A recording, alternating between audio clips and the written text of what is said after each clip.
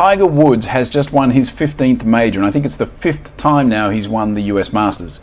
And to me, what is interesting about this is not the golf, because quite frankly I don't really follow the golf, but to me it's an interesting story in branding, because Nike, who have stuck with him since the day he went pro back in '96, through 2009 when he had his big sex scandal, I think it was 2017 he had a big drink driving issue which became big news. They stuck with him all the way throughout, saying, listen, the guy's got some issues, he's working through them, you know, we're going to be there with him. And today they're saying that the coverage of just the final round of the Masters, the brand exposure that Nike got just purely by the Nike swooshes all over his uniform, all over his clothes, was worth, that exposure was worth, in the final round alone, mind you, was worth in excess of $22 million. And that doesn't count all of the clothes that they sold out of, right? All of the Tiger branded clothes and apparel that they sold out of in the store.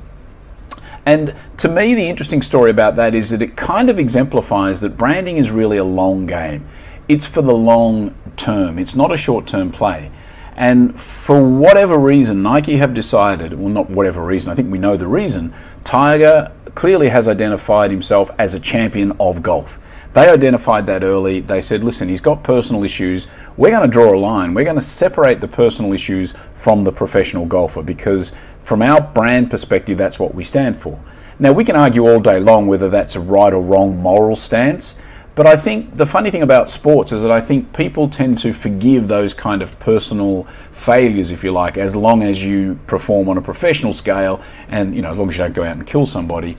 Infidelities and things like that, frankly, don't seem to matter a great deal when it comes to sports, certainly from a brand value perspective, I think. At least not in the long term. And again, that's where branding goes. I think it's also an interesting story about the brand of Tiger Woods himself. You know, he's started off as a champion and he went through some issues, got through those issues, come out the other side, and in many ways I think he probably wins a few more fans out of something like this as well. And again, going back to that issue of what works and what doesn't work for this particular type of segment, if you like, the sports athlete segment of branding, if we want to look at that, for whatever those reasons are, right, wrong or indifferent, it seems that the market, the consumers, have decided, well, we actually don't care so much if these guys do the wrong thing. We understand they're human, we understand they're going to make mistakes, we only really care about them as professional athletes as long as they don't do anything too drastic.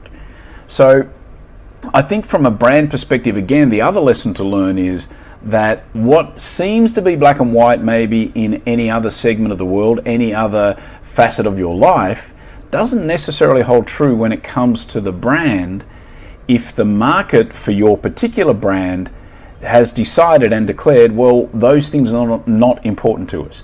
Not suggesting that we should all go off and try the Tiger Woods approach to branding, but I do think it's an interesting observation that the consumers seem to have forgiven him. The market seems to have forgiven him for his failures. They've acknowledged that he's made a mistake. He's acknowledged he's made a mistake. He's come up, he's got through it, and now everyone is back on the Tiger train.